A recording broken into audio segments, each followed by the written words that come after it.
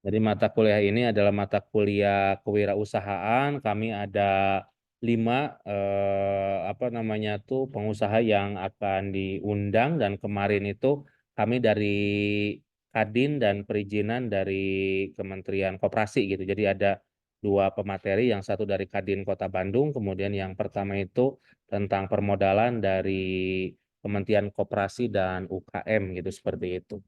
Tanpa berlama-lama lagi, mangga mungkin dari Teh Juwita menjelaskan apa yang sudah dijalani gitu ya, seperti itu sejelas-jelasnya. Nanti para mahasiswa kami akan bertanya real langsung kepada Mbak Juwita, mangga.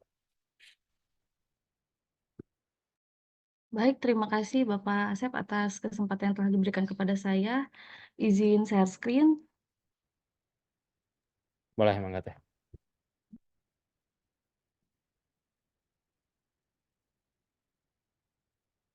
Ini mohon maaf, PPT-nya juga dadakan ya Pak, karena diberitahukan juga jam 10 tadi. Bentar, Mak. Ya, boleh Teh. Assalamualaikum warahmatullahi wabarakatuh. Di sini saya akan menjelaskan, sebenarnya ini lebih ke menceritakan pengalaman saya dan diskusi bersama teman-teman atau adik-adik sekalian ya. Wirausaha yang sudah saya jalani itu ada 2 bidang, yaitu ada di bidang barang dan jasa, dan ada di bidang barang dan ada jasa. Untuk barang sendiri itu ada Move Daily 2, Kit Day, dan Care Day. Untuk Move Daily sendiri itu dikelola oleh saya sendiri. Untuk Move Daily 2 itu oleh kakak saya, Joseph Saputra, yang kebetulan memang dosen di Unpas ya. Untuk Move Daily sendiri itu berawal dari saya waktu S1. Di sana saya bagaimana ingin mendapatkan uang tambahan. Di situ saya mencari, informasi-informasi apa sih yang sedang berkembang di usia kita saat itu. Nah, di satu saya mencari informasi-informasi dari berbagai sosial media, salah satunya Instagram, Twitter, dan juga sosial media lainnya. Di sana saya mendapatkan informasi bahwa sedang menjamur gitu, di sana sedang menjamur make up. Di situ, beberapa informasi yang saya dapatkan bahwa, di kalangan saya sedang mencari makeup Purbasari dan Wardah pada saat itu. Nah, di situ saya mencari tahu apa sih marketplace yang, eee, belum orang-orang tahu, dan saya mencari marketplace, free ongkir gitu. Di sana Shopee itu belum menjamur gitu. Pada tahun 2016 gak banyak orang tahu tentang Shopee gitu. Di sana saya membeli berbagai produk Purbasari, Wardah, dan lain-lain. Nah, setelah itu barulah saya, berjualan, melalui teman-teman dekat dulu, teman-teman dekat, dan di situ kan harganya karena memang saya belinya dari Shopee, mencari juga produk yang termurah, jadi pas dijual di teman, "Lah, kok ini lebih murah ya dari drugstore, lebih murah dari offline store." Di situ banyaklah pesanan yang masuk ke saya. Di sana saya masuk, membeli banyak lusinan-lusinan, dan membeli lusinan pun harganya juga jatuhnya lebih murah gitu. Di sana juga saya mendapatkan omset yang menurut saya itu lumayan gitu. Setelah saya dapat, berbagai barang dan barang juga menumpuk, di situ apakah saya juga mencoba gitu untuk menjual barang tersebut di Shopee. Nah, di situ saya mulai membuka toko di Shopee gitu, dan Tokopedia gitu. Alhamdulillah, lambat laun tokonya berkembang pesat. Setelah itu, mulai berkembang. Nah, makin tahun ternyata sulit untuk bersaing melawan toko-toko lokal gitu, karena memang mungkin di sana juga bekerjasama dengan perusahaan langsung atau bagaimana saya tidak tahu. Akhirnya saya mencari informasi bagaimana sih cara impor barang gitu. Akhirnya saya mencoba impor barang dari Cina gitu. Di sana belum juga menjamur gitu, belum terkenal banget Vokalur pada saat itu. Nah, mulai Natasha Farasya memperiklankan Vokalur. Nah, di sana mulai merebah gitu Vokalur, dan pada saat itu toko saya juga menjadi 2 toko terlaku gitu untuk Vokalur. Nah, di sana saya mulai menjadi star seller, penghasilan mulai meningkat, omset saya juga meningkat. Oke, nanti juga saya akan memperlihatkan, omset saya gitu ya. Kemudian memang, oke, baiklah. Kita lihat dulu ya, Pak. Maaf, Enggak, boleh Teh. sebentar. Izin, aku bukan niat untuk flexing ya, Pak, karena kan memang di sana saya disuruh untuk memperlihatkan omset juga ya, Pak. Ya, boleh. Sebagai motivasi gitu Teh ya. Ya, ini kalau misalnya di Shopee sendiri ini ada memang bisa dapat dilihat langsung di keuangan penghasilan saya di sini dapat dilihat. Misal dari tahun, nah ini saya juga akan menceritakan sejarah saya kenapa ada jasa gitu, karena di usaha itu memang fluktuatif gitu. Jadi aku mencari lubang-lubang yang lain untuk dapat saya hasilkan gitu. Di sini untuk bulan Januari kita dapat dilihat ini untuk omset saya 225, tapi ini omset ya Pak, belum laba bersih ya teman-teman. Nih misalnya kita lihat nih, di download, bisa dapat di download.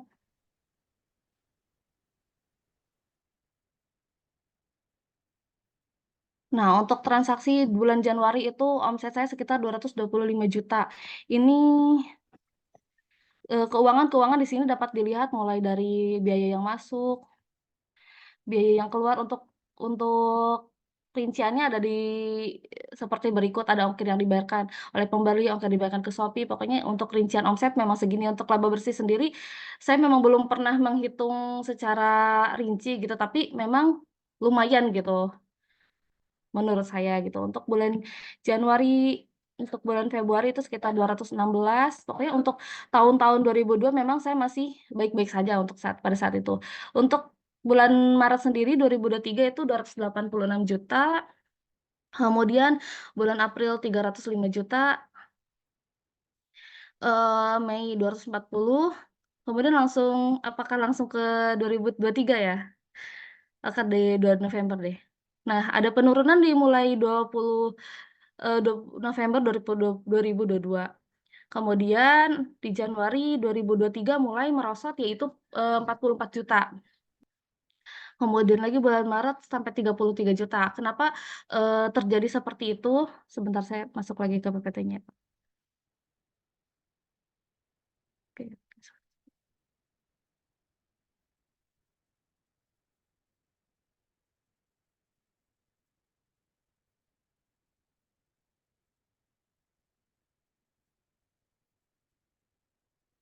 Sorry, maaf.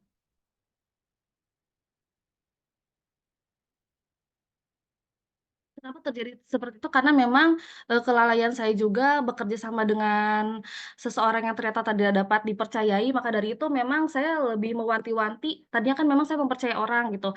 Ternyata kita tidak tahu di belakang kita tuh seperti apa. Maka dari itu di situ saya terjadi apa ya, penurunan omset gitu yang sangat drastis gitu. Kemudian, ada beberapa juga hal yang menjadikan penurunan tersebut, salah satunya saya memang, kemudian melanjutkan lagi kuliah untuk saat ini. Jadi memang, terjadi fluktuatif gitu pada 2023 sampai 2022. Pada akhirnya saya, membuka usaha baru, apa ya yang sedang, maksudnya untuk jangka panjang usaha lain gitu yang dapat saya lakukan. Salah satunya yaitu membuka jasa Atala gitu. Oke, untuk Atala sendiri, itu ada Tiljana, itu hantaran, ada Atala Organizer, yaitu, kru WO, ada Atala Decoration. Ini ketutup nggak Pak yang di bawahnya, Pak? Enggak, Teh. Jelas. Nggak. Ada Atala Galeri, itu menyewakan pakaian-pakaian untuk prewedding. Kemudian ada Chandrakara, itu kita bekerja sama dengan Sanggar, tetapi di bawah naungan Atala. Kemudian ada Atala Catering. Bagaimana sih saya membentuk Atala sendiri? Pertama, saya membentuk tim. Di sini dapat dilihat ini saya dan suami saya gitu yang membuat sebagai founder gitu dari Atala sendiri. Kemudian kita membentuk tim itu sendiri dari teman-teman kita.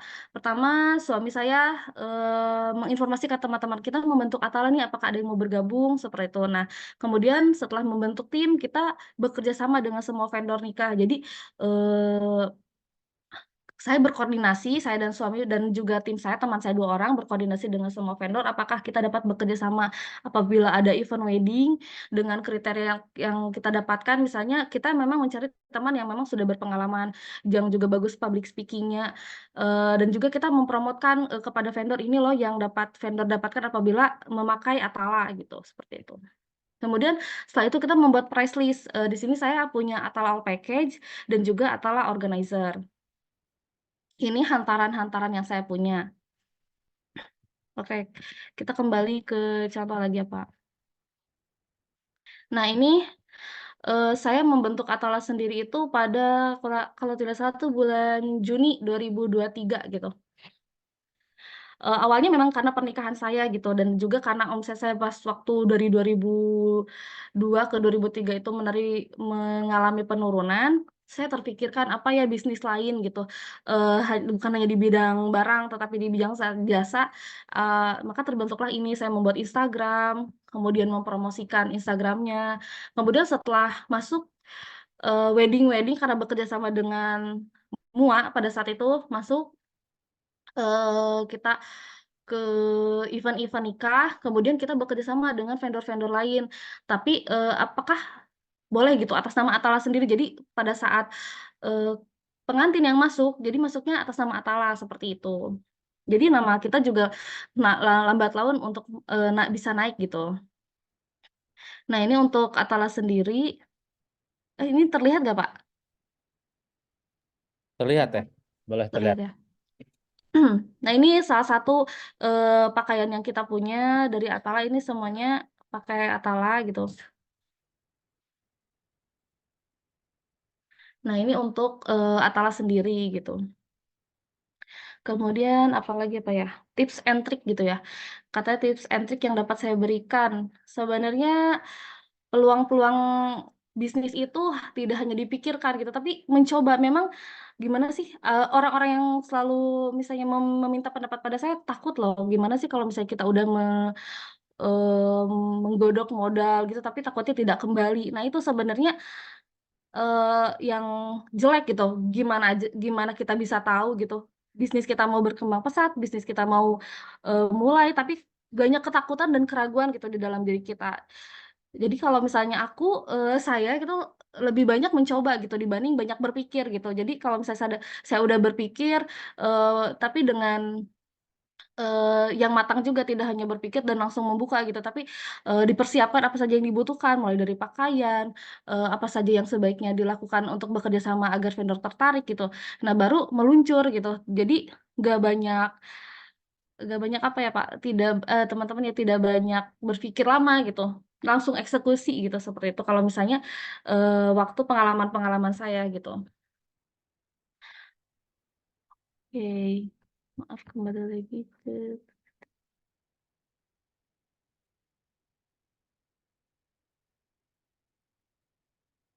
Oh ya, ini salah satu kita kembali ke produk lagi apa? Maaf kalau misalnya saya loncat-loncat karena memang tidak Boleh. mempersiapkan secara struktural gitu ya Pak. Sebenarnya saya juga dari jurusan ilmu gizi gitu. S2 saya juga ilmu gizi. Jadi dengan usaha ini sebenarnya tidak linear gitu. Tetapi kalau misalnya emang ada kemauan dan kita juga mencari informasi untuk mendapatkan informasi-informasi seputar wirausaha, kenapa tidak gitu. Saya juga berarti tidak, saya benar-benar loncat dari bidang yang saya punya gitu, yang saya dapatkan selama kuliah gitu. Kemudian misalnya di Bandung nih, di Bandung ada kesempatan saya buka Kit Day. Itu biasanya bisa juga teman-teman bisa dilakuin ya, Kak. Buka Shopee, kita nggak punya modal nih ya. Kita nggak punya modal, kita buka Shopee, buka Kit Day ini. Pertama kali saya buka Kit Day, terus eh, di Bandung sendiri ada toko yang paling lama itu Mutiara Kitchen ya. Di situ saya upload foto-foto di Mutiara Kitchen, kemudian saya upload di Shopee Kit Day, kemudian eh, nah, tips and triknya tuh kita apa sih? Promo ke teman-teman kita terlebih dahulu. Jadi ini lihat nih produknya murah-murah dibanding yang lain gitu. Di kota mereka pasti kan lebih mahal ya. Nah, dari situ teman sendiri yang check out untuk Kit Day ya. Kalau Mood Daily memang itu udah terkenal duluan kan, kalau untuk Kit Day itu sulit bersaing di Shopee ya untuk kalau udah tahun-tahun ini. Nah, teman-teman sendiri yang beli kemudian mereka memberikan penilaian. Nah, kalau udah seperti itu, kalau udah pecah telur di Shopee untuk menggayat pembeli lebih banyak itu lebih gampang gitu. Nah, ini salah satu contoh kita yang tidak memakai modal ya, teman-teman. Jadi, kita foto produk, kita upload, kita promoin. Nah, baru itu mulai sedikit-sedikit naik. Dan itu di situ saya di kita juga sempat menjadi star seller. Tapi karena memang saya berpindah kota ke kota Bogor karena untuk melanjutkan studi saya, jadi kita memang mulai saya tutup dulu gitu untuk sementara. Dan memang karena memang ada Atala juga, jadi saya lebih fokus ke Atala dulu seperti itu. Untuk kenapa sih ada Care Day ID? Nah, pada saat itu memang tadinya memang ada dua kota gitu. Jadi sebenarnya memang efek juga gitu. Misalnya Mukbah Daily ada di Majalengka nih, dan KRDAD ada di Bandung. Nah, bisa jadi si KRD juga lebih cepat gitu untuk perkembangannya karena memang di Bandung itu lebih banyak akses seperti untuk pengiriman instan, pengiriman sampai 2 jam gitu. Sedangkan misalnya di Majalengka belum ada gitu. Jadi saya memang membuka 2 toko tadinya memang karena beda alamat seperti itu. Untuk misalnya teman-teman pengen membuka online shop gitu di marketplace Shopee, salah satunya apa sih yang teman-teman harus siapkan gitu ya. Pertama teman-teman harus tahu dulu nih, teman-teman mau menjual apa. Teman-teman yang paling tahu informasi tentang produk tersebut di produk apa gitu. Jadi saat pembeli kan banyak banget pertanyaan-pertanyaan itu yang di luar yang di luar nalar gitu. Banyak hal yang maksudnya pertanyaan-pertanyaan yang beda dari biasanya gitu. Kalau di offline itu pertanyaannya memang agak lain gitu ya. Jadi teman-teman lebih baik di informasi tentang barang tersebut itu lebih dikuatkan lagi gitu. Nah, pertama misalnya ada yang tertarik ke otomotif dan dia tahu gitu beli barang-barang otomotif itu yang paling murah tuh di sini gitu.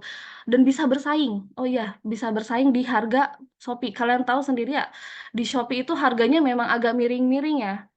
Harganya memang agak beda dari yang lain. Nah, untuk Move Daily sendiri itu dulu saya memang tidak langsung menaikkan harga secepat kilat gitu. Jadi waktu di Shopee itu saya paling dapat laba itu sekitar 1.000, 2.000, 3.000. Nah, setelah bintang-bintang yang saya dapatkan, setelah penilaian-penilaian baik yang saya dapatkan kayak di sini tokonya termurah, terpercaya, original. Nah, baru kita bisa naikin harganya tapi jangan terlalu melesat gitu. Maksudnya sedikit-sedikit gitu untuk kenaikan harga. Nah, baru di situ kalau misalnya udah dapat kepercayaan dari para pembeli, baru deh kita bisa menaikkan harga seperti itu. Begitupun saya diterapkan di Atala. Jadi di sini kan sudah banyak nih WO-WO yang sudah melejit gitu, tetapi harganya mahal gitu. Nah, saya juga diterapkan di Atala ini. Saya menerapkan harga yang tidak terlalu mahal, harga yang masih terjangkau oleh semua kalangan. Setelah kita mulai naik, baru saya menerapkan kenaikan harga gitu. Karena memang saya juga harus membayar kru-kru saya gitu untuk dapat berkembang di produk jasa ini. Baik, apalagi apa ya? Sebentar ya teman-teman. Paling itu sih Pak, apabila nanti ada penambahan-penambahan, barangkali nanti saya ingatnya malah di diskusi, boleh nanti ditanyakan di diskusi, atau nanti saya juga kalau misalnya ada yang diingat lagi nanti saya ditambahkan di diskusi ya Pak. Ya, Baik, terima kasih. Wassalamualaikum warahmatullahi wabarakatuh. Waalaikumsalam warahmatullahi wabarakatuh. Terima kasih Mbak Juwita yang sudah menjelaskan dengan sangat luar biasa nih, Mbak. Nanti sebelum ke mahasiswa, nah hal apa yang membuat Mbak itu ingin jadi seorang pengusaha? Apakah mungkin ada dari orang terinspirasi dari orang tua, orang sekitar, atau seperti apa sih? Sehingga tergerak untuk berwirausaha dalam bentuk yang tadi gitu, Mbak. Terima kasih Bapak atas pertanyaannya. Sebenarnya hal apa yang tergerak sebelum jauh ke umur saya yang sekarang ya Pak, di umur saya mungkin yang pada saat itu sedang menjalani kuliah S1 di situ karena memang saya menginginkan uang jajan lebih pada saat itu ya Pak, menginginkan uang jajan lebih. Apa sih hal yang harus saya lakukan gitu untuk mendapatkan uang lebih tersebut? Maka dari itu saya ya tadi mencari informasi mengenai barang apa sih yang sedang hype di masyarakat gitu. Terlebih untuk saat ini karena memang saya sudah menjalani dan saya tahu proses dan saya merasakan keuntungan yang saya dapatkan karena memang saya juga pernah bekerja di perusahaan Nike menjadi ilmu gizi di sana. Waktunya kurang fleksibel, saya merasa memang waktu saya habis gitu di perusahaan tersebut menjadi budak company gitu. Jadi menurut saya lebih nyaman di bidang kewirausahaan karena memang waktunya fleksibel, saya bisa nggak dibawa orang lain gitu Pak. Jadi itu yang membuat saya nyaman untuk menjalani bidang wirausaha ini. Seperti Nah, itu kalau Pak. boleh tahu dulu kuliahnya di mana emang, Mbak? Dan Di Unsud Pak, ilmu gizi. di Unsud ilmu gizi Iya, gitu ya, seperti itu. iya. Ya, terima kasih. Kira-kira di usia berapa nih? Di usia berapa Mbak itu bisa menjalani kemandirian finansial dalam artian tidak lagi minta ke orang tua biar nanti para mahasiswa kami ini terinspirasi gitu ya. Sekarang masih pada minta? Oh masih itu masih. Nah kira-kira Mbak di usia berapa mencapai kemandirian finansial sehingga tidak minta lagi dari orang tua gitu seperti itu? Berarti saya memulai usaha Mob Daily itu 2016 waktu saya kuliah S1, berarti umur saya sekitar 20 tahun, Pak. Oh sekitar 20 tahun. Jadi Iya. 20 tahun sudah mendapatkan penghasilan yang lumayan gitu ya Mbak ya. Kalau Alhamdulillah. bulan pertama ketika mungkin di e-commerce tersebut itu penghasilan berapa Mbak? Penghasilan bersihnya gitu. Bukan om. Penghasilan bersih untuk bulan pertama saya jualan ya, Ya. Mas? Ya? Hmm. Itu berapa tuh? Bulan pertama kayaknya masih 1-2 juta kalau bulan pertama di marketplace. Udah lumayan gitu ya, 1-2 juta. Jadi kalau dari tadi contoh tadi ada yang sampai 300 juta lebih ya satu bulan ya. Nah itu kira-kira penghasilan bersihnya berapa Mbak? Ini sebagai Yes. motivasi ya Mbak ya untuk para mahasiswa kami. Iya, kemungkinan di 150 sih, Pak. Oh di 150 jutaan gitu ya per bulan itu luar biasa ya. Ya, terima kasih Mbak. Tadi sangat luar biasa ya. Kemudian produk-produknya juga banyak gitu ya Mbak ya. Nah, kira-kira apa yang Mbak lakukan supaya ada pelanggan gitu ya, Mbak ya? Jadi pelanggan itu kan dia tidak hanya beli satu kali kemudian kabur gitu ya, Mbak ya. Tapi rutin gitu, balik lagi ke kita, beli lagi, beli lagi, beli lagi. Nah, apa nih tips and trick yang bisa dibagikan ke kami biar kita mendapatkan pelanggan, bahkan pelanggan fanatik mungkin gitu ya, Mbak ya. Oh, Seperti itu. Mangga, Mbak. Kira-kira gimana? oh iya, saya juga memang lupa tadi untuk menyatakan info tersebut.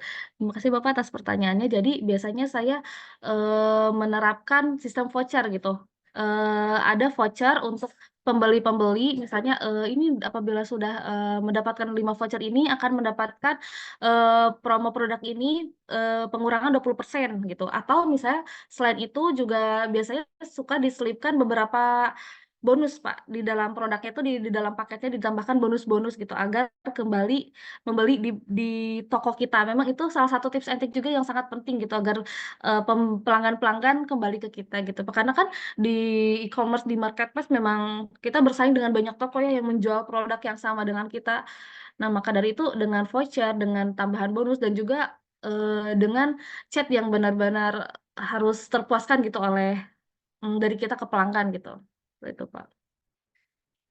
Iya, kemudian selanjutnya bagaimana nih Mbak cara menjaga pasokan gitu. Kemudian pasokannya seperti apa, kemudian nanti kualitas barangnya itu memastikannya semuanya bagus itu seperti apa, karena kan mungkin sampelnya bagus.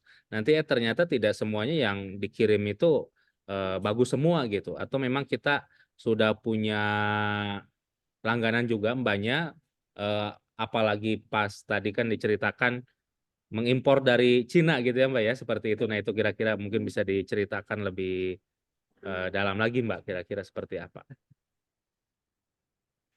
Baik, terima kasih Bapak. Untuk pasokan sendiri memang, di kita itu selalu dilakukan pengecekan barang ya Pak, karena memang di pengiriman itu kita tidak tahu apakah barang dilempar, di perjalanan itu terjatuh atau bagaimana. Jadi misalnya produk eyeshadow aja itu bisa terjadi pecah gitu di barang ya Pak. Jadi kalau misalnya di kita itu ada pengecekan, pengecekan produk-produk di awal, jadi pada saat, diterima pembeli, itu sudah, dalam keadaan baik gitu Pak, seperti itu. Untuk apabila misalnya ada barang-barang pecah seperti itu memang bisa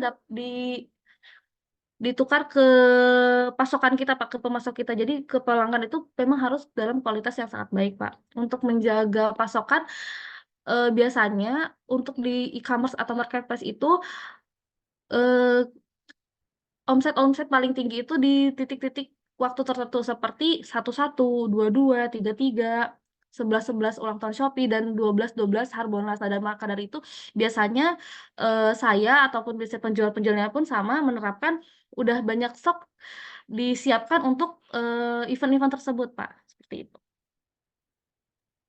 Jadi sudah banyak stok, kemudian sudah ada penjual lagi yang terpercaya gitu ya Mbak ya, seperti itu.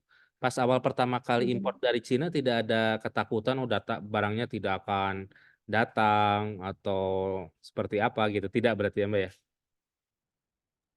Karena sekarang kan alhamdulillah teknologi semakin canggih ya Pak.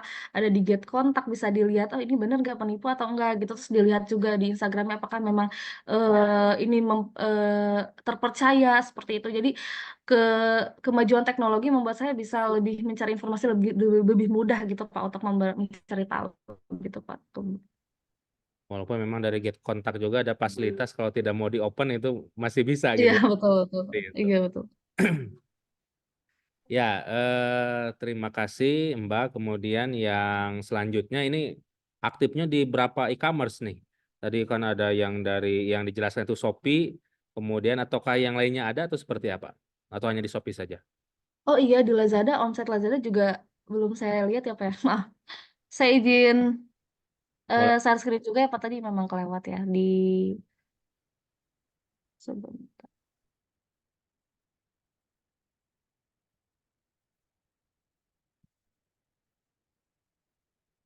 Ini ada, ini tuh omset Lazada ya Pak.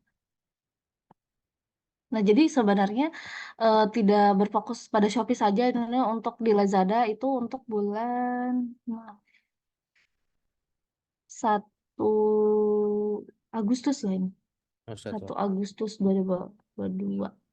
120 ini saya sebenarnya bisa langsung dilihat di Lazada, cuma saya lupa gitu tadi caranya itu. Jadi tapi saya pernah menyimpan ini di Drive gitu untuk omset. Oh ya ini Agustus, ini untuk bulan April di Lazada sama 120 gitu ya. Hmm. Kalau boleh Ini tahu, untuk ini beli produknya kecantikan semua ya Mbak ya? kecantikan dan make up Pak. Oh, kecantikan dan makeup. Jadi Nah, kalau untuk untuk Lazada laki-laki nggak yang ada ya paling Mbak ya? iya Pak. Tapi skincare bisa untuk laki-laki juga. Ya, bisa. Nah, itu sebenarnya saya fokus di Shopee dan Lazada, tapi karena memang TikTok Shop kemarin juga sempat melunjak maksudnya ke ininya ya Pak, apa sih? Kenaikan omset juga saya sempat buka di TikTok juga, tetapi karena memang di TikTok Shop itu lebih ketat gitu untuk produknya banyak sekali, misalnya ada logo kita dihapus gitu oleh TikTok Shop gitu.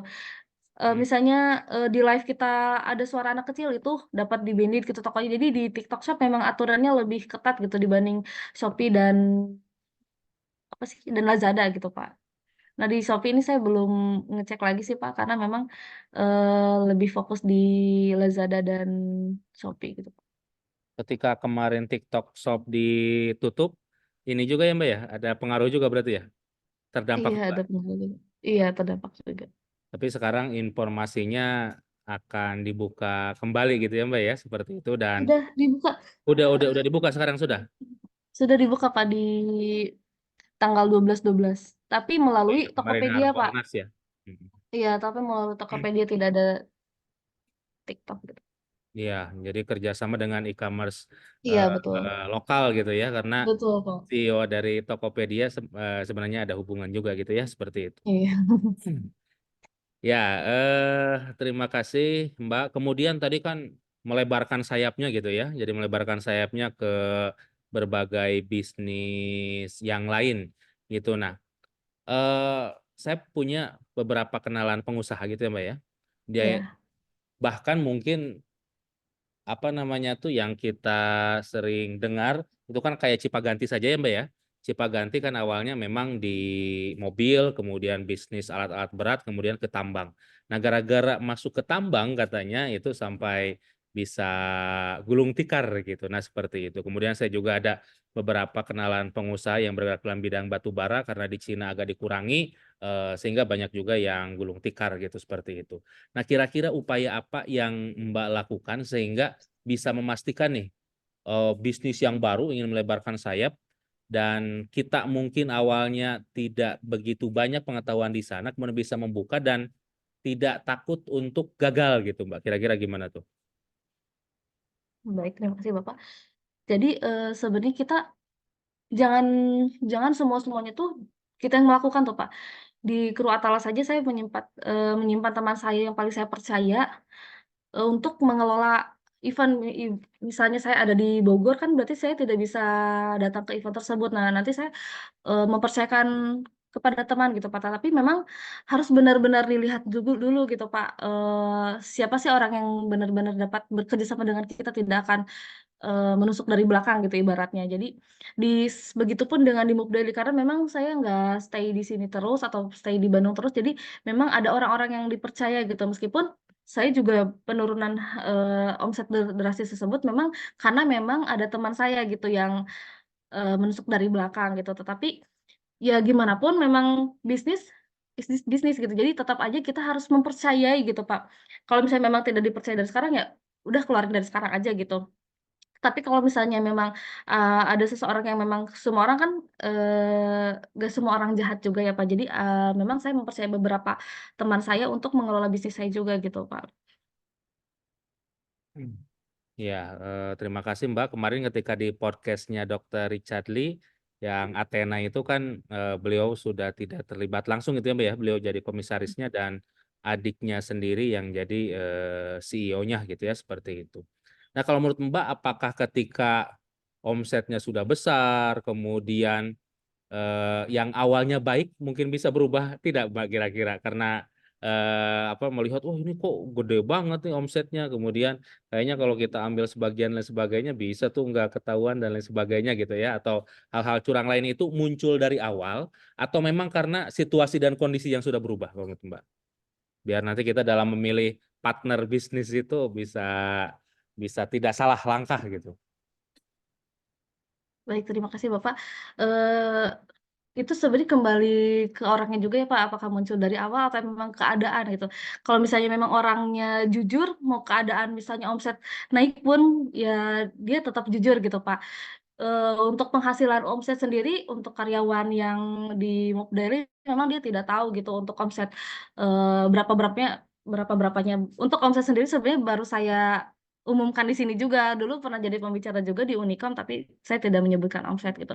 Tapi mungkin dia juga tahu gitu ya, maksudnya pada saat 2 tahun, 3 tahun terakhir itu kan mungkin, packing semakin membludak gitu. Tapi kan, dapat dilihat juga, kan ada rinciannya Pak, di Shopee kan semuanya jelas, ada penghasilan, ada barang yang terjual, nanti juga, dapat terlihat gitu, Pak. Makanya pas pada saat memang ada teman yang sudah tidak jujur, dapat langsung terlihat karena memang di sistem Shopee itu, sangat baik gitu, Pak. Jadi kita tidak harus manual menulis secara, detail, ini pengeluaran berapa, penghasilan berapa, karena memang di Shopee juga sudah dapat dilihat gitu, Pak. Kita punya data awal aja, misalnya kita modal segini juta beli dapat berapa produk di Shopee, atau misalnya kita lihat presentasi keuntungan, maka dari itu kita bisa lihat, "Oh, ini produk yang harus, saya dapat memang segini gitu keuntungan omsetnya," gitu. Jadi memang sebenarnya dapat dilihat ya, Pak, dapat diantisipasi gitu, Pak. Seperti itu, Pak. Iya, kemudian selanjutnya kira-kira untuk stok nih, untuk stok produk tertentu apakah dilihat, oh mana yang paling laku nih kita stoknya perbanyak atau ini kurang laku kita stoknya kurangi gitu untuk bulan selanjutnya atau seperti apa ketika menyiapkan stok barang yang akan kita jual gitu. Apakah ada di kita semua atau mungkin langsung dari penjual pertamanya langsung ke konsumen atau seperti apa nih? Nah, iya betul sekali, Pak. Untuk stok itu biasanya memang, produk yang paling laku itu, stoknya yang paling banyak gitu, Pak. Karena memang, menjaga kestabilan juga ya, Pak, di etalase gitu. Jadi untuk, produk-produk yang paling banyak laku itu biasanya stoknya lebih banyak gitu, Pak, seperti itu. Ya, jadi produk yang sering laku, tapi tidak ada pernah yang kalau kosmetik mah agak lama kadaluarsanya gitu ya, Mbak, ya? Jadi Iya. tidak ada yang ini ya, Mbak, ya? Soalnya kalau saya di rumah buka, apa namanya tuh, buka grosir kayak gitu, nah ada aja itu yang suka ini, ada sebagian distributor yang menerima, ada juga yang tidak gitu, itu seperti itu. Tapi Mmm. kalau produk kecantikan mah kayaknya, agak lama gitu ya, Mbak, ya, seperti itu. Iya, betul sekali, Pak. Nah, kemudian kalau untuk ininya, Mbak, untuk dibuat di toko online-nya seperti foto, deskripsi, nah itu kira-kira seperti apa? Apakah kita boleh ngambil yang punya orang lain atau memang kita harus memfoto sendiri gitu ya, seperti itu, dan deskripsinya itu apakah kita gunakan atau kita gunakan sendiri atau lihat di deskripsi produknya atau seperti apa nih kira-kira? Iya, terima kasih, Bapak. Jadi untuk produk sendiri biasanya saya edit menggunakan ada tambahan logo dari Mook Daily-nya gitu misalnya, tapi saya nggak kalau misalnya kualitas dari misalnya dari e-commerce itu bisa aja di-download ya Pak, tapi lebih biasanya saya ketik di Google aja. Ketik di Google biasanya ada langsung dari website resminya nanti jadi kualitasnya lebih bagus gitu. Nanti saya tambahkan logo produknya seperti itu. Kemudian untuk deskripsi memang, deskripsi dari saya paling menambahkan seperti, beradanya ready dapat pengiriman di hari yang sama seperti itu, atau bisa COD untuk deskripsi tambahan-tambahan yang, eee, apa sih, Pak, ingredients dari barang tersebut biasanya memang saya kopas gitu karena kan, saya juga untuk mengetik satu-satu itu kan lama ya, Pak, jadi lebih baik saya kopas tapi nanti saya tambahkan beberapa informasi yang ciri khas dari toko saya seperti itu. Iya, mengenai ciri khas nih, mengenai branding gitu ya, seperti itu. Kemudian mengenai karena kemarin kan kita tentang Bensu saja kemarin kan sempat beberapa kali gugatan, beberapa kali Iya, rame gitu ya Mbak ya. Ternyata saya baru tahu bahwa ternyata Bensu itu bukan Ruben Onsu awalnya atau adalah bengkel susu dari Bandung. Akhirnya iya. dibeli lumayan besar oleh adiknya Ruben Onsu sebelum ada kisruh juga dengan rekan bisnisnya. Nah, kalau mengenai nama sendiri, apakah didaftarkan HKI-nya, kemudian logo dan lain sebagainya juga didaftarkan perizinannya, atau seperti apa, Mbak kira-kira? Oh iya.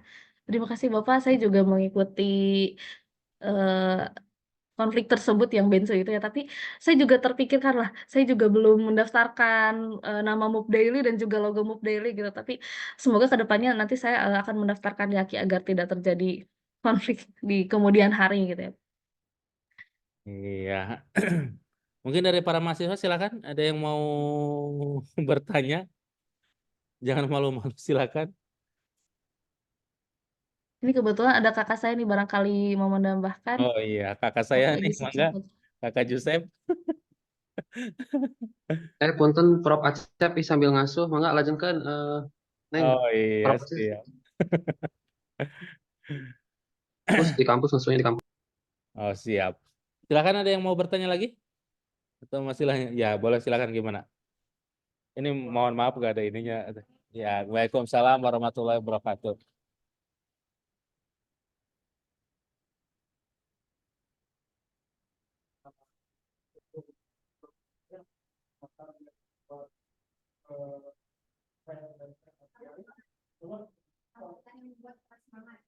Ya.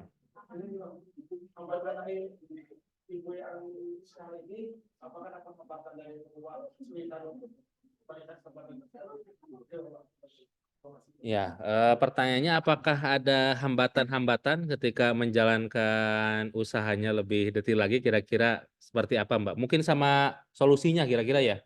Solusinya yang apa namanya itu yang dilakukan oleh Mbak itu seperti apa? Bahkan sebenarnya mungkin bukan experience is the best teacher ya Mbak ya. Jadi bukan pengalaman adalah guru yang paling berharga, bukan hanya pengalaman kita tapi harusnya memang experience other gitu. Jadi pengalaman orang lain yang bisa menjadi guru terbaik bagi kita. Karena kalau harus kita terus mengalami orang lain jatuh, jatuh juga ke sana. Ya, lebih baik orang lain yang mengalami gitu ya, Mbak ya, seperti itu. Ya kira-kira seperti apa, Mbak? Kira-kira jatuh bangunnya atau memang langsung lari atau seperti apa nih?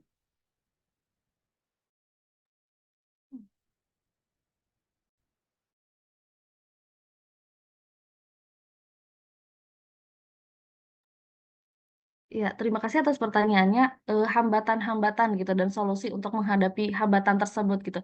Sebenarnya saya juga tidak langsung berlari gitu, beberapa proses juga memang ada hambatan yang saya, alami gitu. Untuk pertama, saya memang melalui hambatan karena memang saya dulu waktu kuliah juga, jadi hambatan-hambatannya memang pada saat proses pengiriman, itu terbentur oleh misalnya saya sedang ujian atau itu kan untuk pengiriman sendiri dari Shopee misalnya harus 3 hari gitu, apabila itu nanti kan akan merah atau batal otomatis yang akan mempengaruhi, performa dari Shopee kita sendiri. Nah itu hambatan-hambatan saya saat kuliah gitu. Kemudian pada saat saya kesalahan, menulis stok di e-commerce karena memang sebelum ada aplikasi Gini itu kan, memang bagaimana sih kita harus balance antara menyimpan stok di Shopee dan di Lazada. Kan misalnya kita stok ada 200 nih, kita di Shopee 100, di Lazada 100. Tapi kan kita tidak tahu apakah di Shopee udah laku duluan, terus kemudian saya update 100 di Shopee. Jadi untuk update balance antara stok itu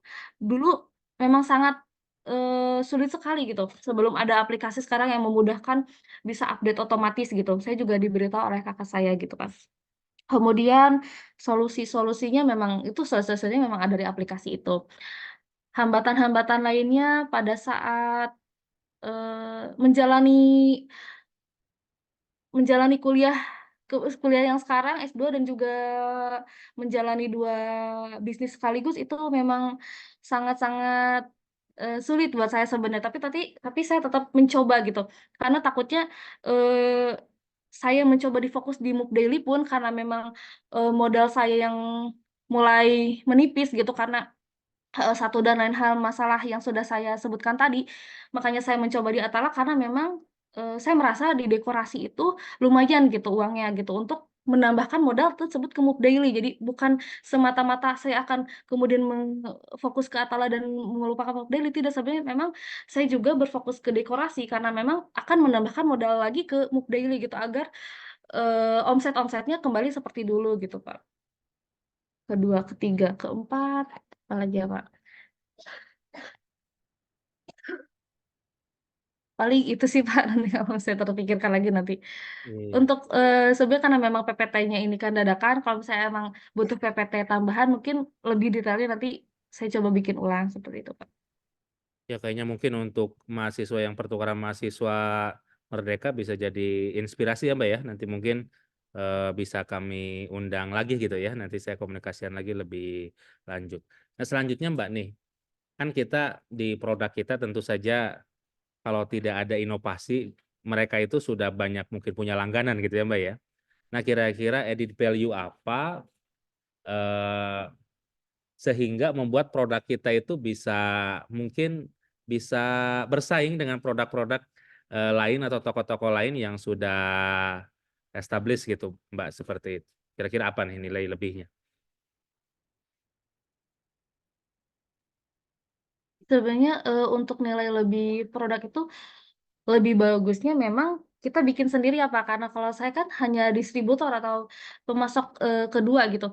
Kalau misalnya itu kan lebih bagusnya kalau misalnya kita bikin sendiri, saya juga terpikirkan untuk kerjasama atau membuat maklon gitu. Maklon skincare gitu kan karena memang saya sendiri tidak bisa berinovasi karena memang ingredients itu udah dapat dari pabrik gitu. Saya hanya menerima kalau misalnya sekarang kan kalau membuat maklon, oh ini bisa untuk aging, untuk acne gitu. Sedangkan saya karena memang saya hanya distributor gitu, jadi saya mendapatkan produk seperti itu aja gitu. Kalau misalnya emang pengen berinovasi, baiknya memang saya lebih memberikan eh, masukan lebih baik maklon gitu Pak. Cuma memang untuk maklon itu modalnya memang harus lumayan gitu karena memang kita harus membeli dulu produk gitu. Minimal berapa gitu saya juga belum tanya-tanya lagi. Tapi saya juga memang tertarik untuk membuat maklon skincare. Tapi kalau misalnya saya kan bisa uang yang saya punya bisa berapa nih gitu. Tidak ada minimal pembelian gitu. Tapi tidak tahu juga apabila sekarang maklon sudah ada minimalnya yang tidak terlalu besar seperti itu, Pak. Ya, kemarin saya juga ngobrol-ngobrol ya, Pak ya, dengan salah satu petinggi di S Hardware gitu ya, seperti itu. Kemudian dari hasil obrolan ternyata banyak juga produk memang yang rebranding gitu ya, Mbak ya. Jadi produk A, kemudian nanti dia apa namanya tuh tempelkan jadi S Hardware gitu, seperti itu jadi S dan sebagainya. Kemudian apa namanya tuh seperti produknya di brandnya jadi Crispo dan lain sebagainya, padahal bukan produk asli mereka gitu ya seperti itu. Nah kira-kira kalau menurut Mbak yang seperti itu bagus-bagus juga gitu ya Mbak ya. Nanti kita pakai kemasannya nama toko kita, kemudian produk di dalamnya seperti apa kita belum tahu. Seperti itu nggak apa-apa atau memang seperti apa nih kalau pendapat Mbak? Nah, untuk aturan itu sendiri saya memang belum mencari tahu ya Pak, apakah memang boleh gitu nge-rebranding dengan bahan-bahannya memang dari produk yang udah ada gitu. Saya belum tahu apakah memang terjadi plagiarisme atau memang boleh-boleh saja gitu. Saya untuk masalah hukumnya belum saya cari tahu lagi sih Pak. Hmm. Tapi berarti ketika kita melakukan yang kalau yang maklun tadi itu walaupun nama produknya beda gitu, bisa saja kalau satu perusahaan itu mah agak sama gitu Mbak ya isinya gitu ya. Tapi hanya kemasan dan yang lainnya mungkin yang Iya, iya berbeda betul. gitu ya. Betul, betul. Biasanya seperti sih kalau maklon. Tapi kan untuk di maklon sendiri kita bisa request ya Pak. Misalnya kita membawa contoh ini nih yang biasa aku jual Hmm. bahan-bahannya seperti ini. Nanti dibawa ke perusahaan maklon, dilihat-lihat bahannya apa, nanti disamain. Bisa aja seperti itu ya Pak. Jadi ya seperti itu sih diberi branding lagi apa ya. Cuma memang kan di maklon belum tentu sama persis dengan pabrikan yang sebelumnya gitu ya Pak. Hmm. Kalau bisa di rebranding emang cuma ganti bungkus, berarti itu sama persis. Cuma kita ganti bungkusannya aja. Tapi kalau di Maklon kan belum tentu si Maklon tersebut bisa sama persis bahannya seperti yang di pabrikan itu, Pak. Kemudian selanjutnya kalau yang tadi kan ketika kita jualan di e-commerce itu saingan kita nggak tahu gitu tokonya gitu ya Mbak ya. Kalau mengenai wedding organizer itu kan kita bisa tahu oh di sini ada WO ini, di sini ada ini. Nah, itu gimana cara cara menjalin komunikasi dengan WO yang sudah lama? Apakah suka ada atau pernah mungkin beralih pelanggan atau seperti apa? Atau kira-kira gimana hubungannya dengan yang sudah ada, Mbak? Kalau menjalin hubungan baik karena memang gimana pun wedding ya segitu-gitu aja ya Pak, ketemu vendor ya lingkarannya itu-itu aja. Tetapi kalau misalnya di balik layar kita ya berinovasi ke sini makin berinovasi ibaratnya kayak makin ke sini lebih banyak apa ya Pak itu tuh sebentar namanya saya lupa. Lebih banyak event-event, jadi kan untuk wedding biasanya gitu-gitu aja. Jadi biasanya untuk WO sendiri kita saling menguatkan inovasi-inovasi terbaru. Misalnya dikira ada flash mob, ada firework, ada party pooper. Nah, biasanya untuk di WO sendiri memang kita berhubungan baik, tetapi kalau di belakang layar kita sama-sama menguatkan inovasi-inovasi kita, Pak, biar tetap bisa bersaing gitu. Iya. Kemudian nih, mungkin ini yang ingin banyak ditanyakan oleh para mahasiswa. Kira-kira untuk membagi waktu seperti apa? Sebagai istri, tentu saja gitu ya. Kemudian sebagai orang tua mungkin, kemudian juga sebagai pembisnis. Kira-kira Iya, gimana tuh cara membagi waktunya biar semuanya maksimal gitu ya, Mbak ya? Seperti iya itu. betul.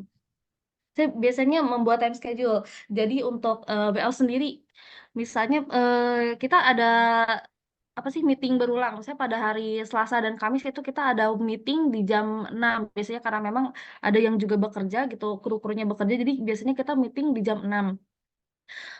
Kalau misalnya setelah event, biasanya setelah event juga sama meeting di jam 7-nya gitu. Jadi memang udah ada jadwal-jadwalnya untuk Atala meeting di jam segini, untuk Shopee untuk e-commerce dan lain-lain lebih fokus di jam 3 sore sampai jam 5, tetapi untuk chat memang emang ada yang ngebales, tetapi kita tetap harus controlling di jam 3 sampai jam 6 gitu. Setelah itu fokus di Atala untuk menjadi istri, alhamdulillah suami saya juga tidak banyak menuntut. Jadi untuk istri memang sangat fleksibel, paling dikhususkan untuk jam-jam bisnis gitu untuk Atala di hari apa, meeting jam berapa untuk di Mob Daily lebih. Kalau Mob Daily memang setiap hari sih saya kontrol seperti itu. Ya. Nah, kalau untuk di wedding organizer-nya itu sama dengan yang makanannya juga semuanya. Iya, catering, entertain. Sebenarnya tadinya kita tuh hanya awal-awal itu hanya bekerja sama dengan vendor-vendor lain gitu. Tetapi sekarang saya bekerja sama dengan vendor lain tersebut atas di bawah naungan Atala seperti itu Pak. Boleh nggak nanti atas nama Atala? Tapi kalau misalnya ada aja yang vendornya nggak mau gitu. Gak Hmm. mau, saya pengen tetap si MA misalnya karena memang kan mereka udah melejitnya udah jauh gitu melanglang buana.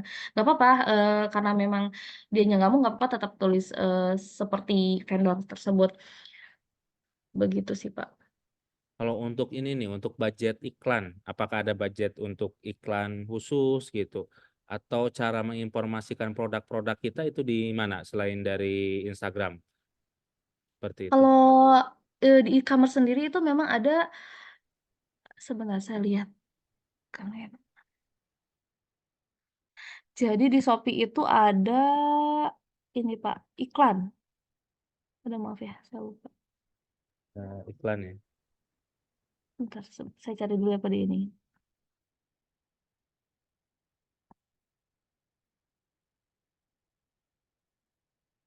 Oh, ini pusat promosi. Nah,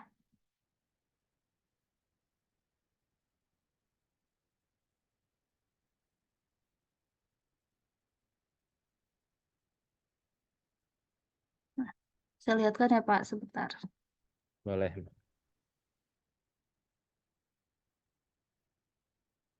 Nah, untuk di Shopee sendiri maupun di Lazada itu biasanya memang ada iklan. Jadi kita misalnya taruh 100.000 gitu. Kita mau iklankan produk apa saja, biasanya nanti untuk produk-produk yang kita pilih ingin diiklankan itu akan terus di atas gitu Pak.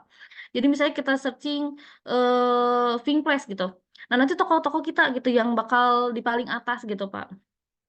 Jadi memang sudah tersedia baik itu di Shopee, baik itu di TikTok, baik itu di waktu dulu ya Pak TikTok, kalau sekarang saya belum lihat lagi di Lazada. Jadi nanti akan otomatis paling atas gitu, produk kita ada paling atas asal kita mengisi saldo untuk iklan gitu. Jadi kalau misalnya memang iklan di sosial media lain pun bisa.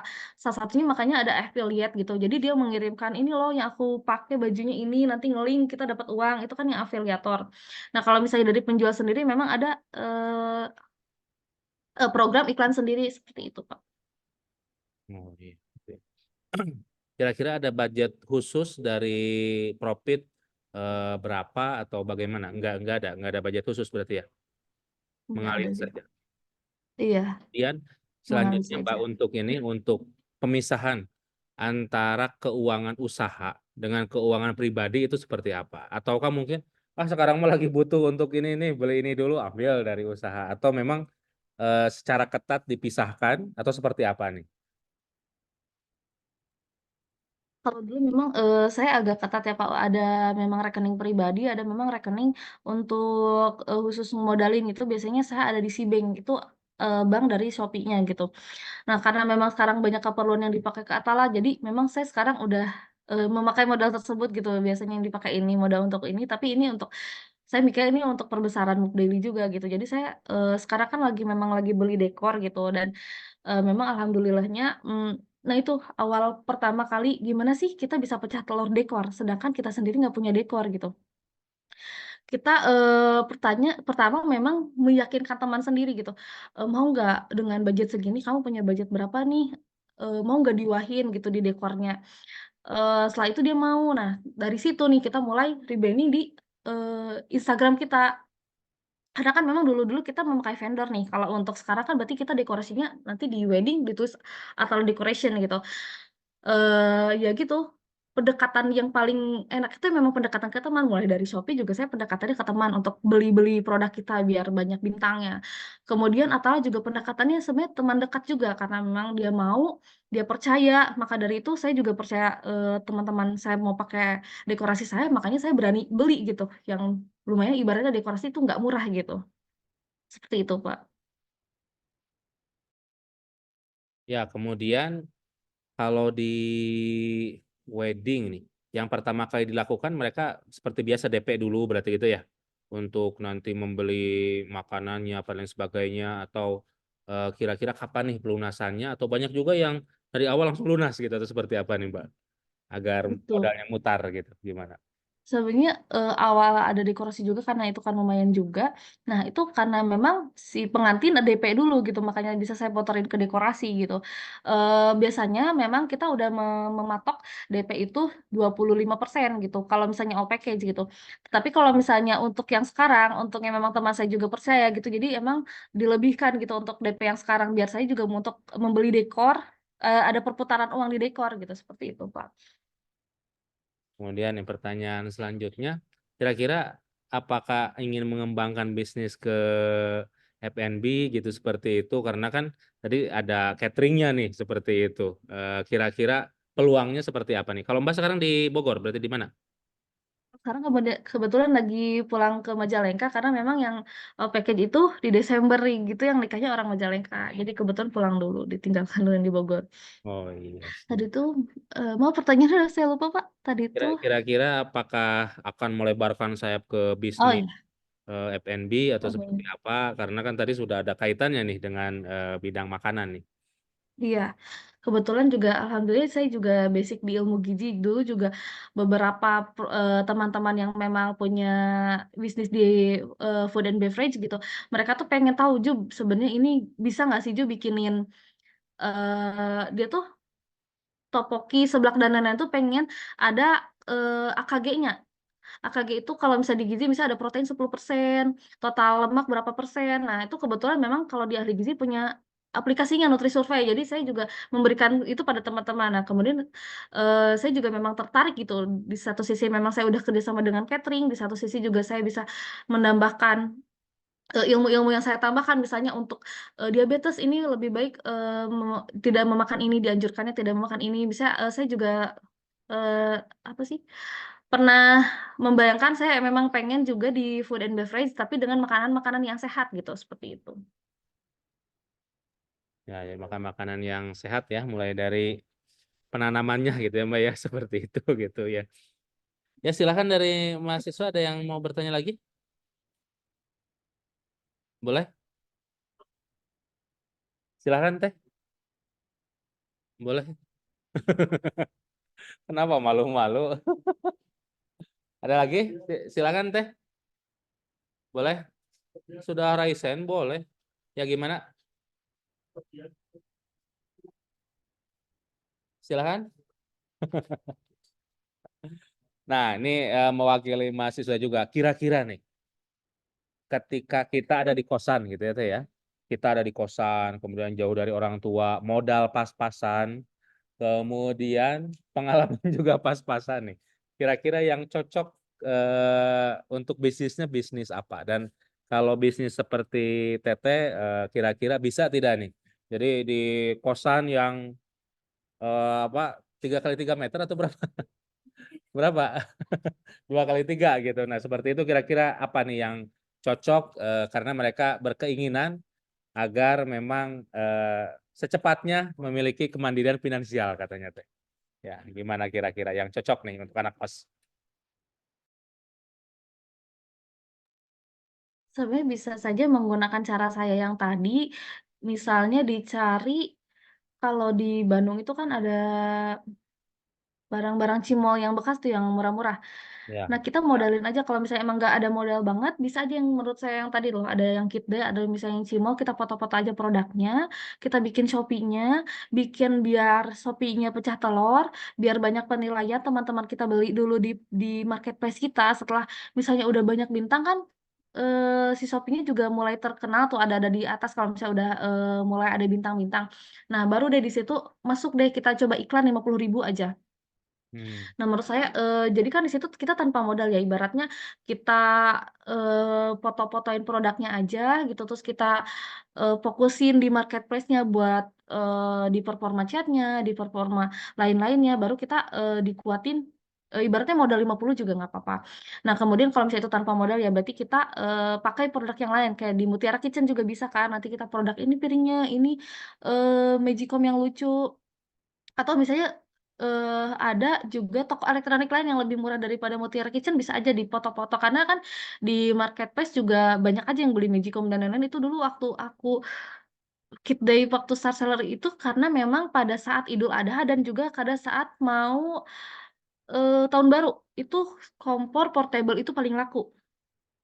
Saya beli di Ujung Berung di toko elektronik Ujung Berung depan masjid. Nah, di situ kan paling murah ya, maksud saya kompor portable-nya saya beli di situ, saya jual lagi di marketplace, itu laku banget, sehari aja bisa sampai 12.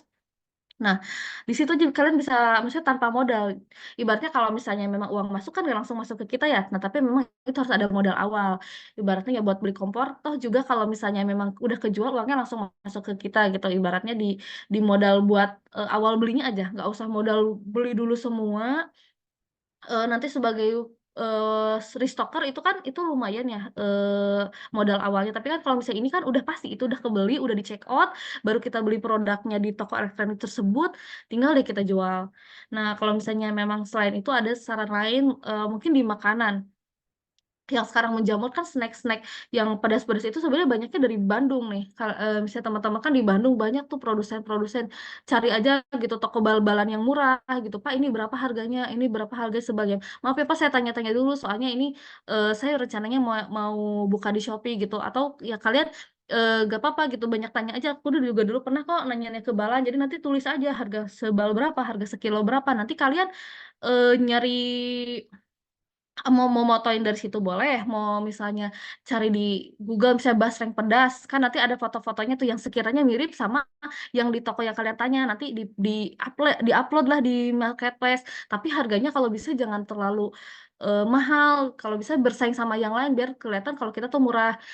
Nah, kalau misalnya emang pengen cepat pecah telur, dia minta tolong ke teman buat check out gitu, toh harganya nggak seberapa gitu.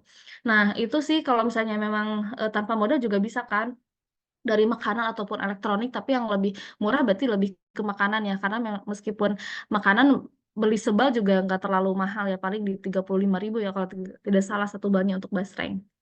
Itu sih Pak saran dari saya. Iya, sangat luar biasa gitu ya Mbak ya. Ini mungkin sedikit mendekati akhir gitu ya Mbak ya.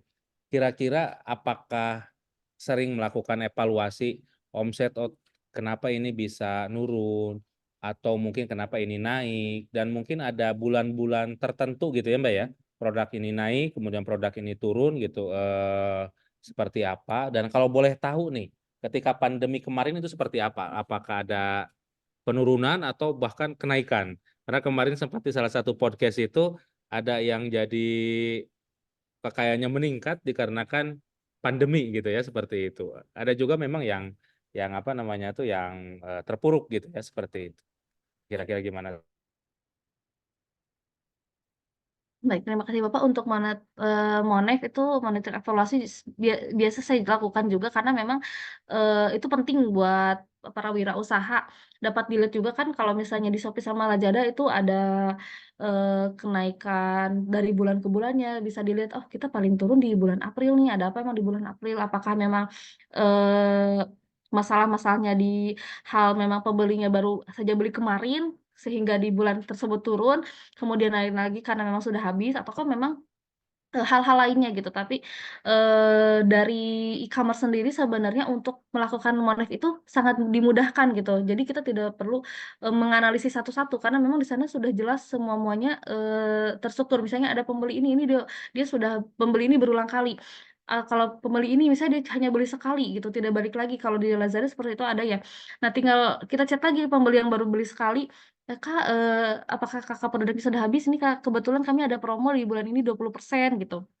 Nah, jadi dapat dilakukan, pendekatan-pendekatan bagi pembeli yang hanya beli satu kali atau misalnya untuk berulang kali paling, Kakak terima kasih ya sudah berbelanja nih, saya tambahkan bonus untuk produk Kakak pembelian yang kelima seperti itu. Kemudian tadi tuh pertanyaan yang kedua tuh apa ya, mohon maaf? Ketika pandemi. Oh Nah, iya ketika pandemi, alhamdulillah pada saat pandemi memang kebetulan omset saya malah naik ya Pak.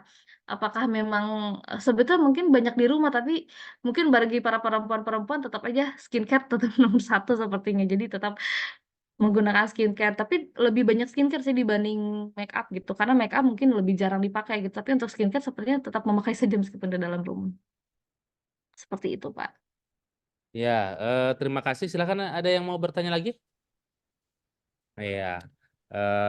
Terima kasih Mbak. Mungkin closing statement ini Mbak, sebagai motivasi kepada calon pengusaha sukses nih semuanya. Amin gitu. Amin, Kira-kira apa nih amin. apa namanya tuh closing statement-nya buat mereka biar termotivasi untuk menjadi seorang pengusaha seperti Mbak gitu ya. Nah, Jangan takut, mulai saja gitu. kalau misalnya banyak pemikiran takut modalnya nggak balik, takut ini, kita nggak akan tahu gitu gimana kita mau tahu kita lebih bagus dari yang sebelumnya apabila kita aja belum ngalamin kemunduran gitu, belum ngalamin kepahitan gitu, belum ngalamin hambatan ya hadapi saja gitu. Kalau misalnya memang mau mencoba, terjun langsung gitu. Jangan banyak mikir menurut saya. Tapi tetap saja gitu, untuk memulai itu semua ya harus memang disiapkan gitu. Apa saja yang tadi kiat-kiatnya seperti itu, Pak. Jangan juga konyol gitu ya Pak ya. Kita mulai Iya, ada persiapan. Ayo kita perang. Ternyata senjatanya belum disiapkan gitu ya. Saya jadi iya, teringat Pak. pesannya dari Bob Sadino gitu ya. Bob Oh Sadino iya, mengemukakan bahwa pebisnis yang paling baik itu adalah yang mengimplementasikan, bukan yang hanya merenungkan gitu ya, seperti itu. iya Karena betul betul. kita tidak akan tahu respon dari pasar apabila kita tidak melakukan gitu ya, Mbak ya. Mungkin Iya betul sekali. terima kasih Mbak, sangat luar biasa. Kita berikan tepuk tangan.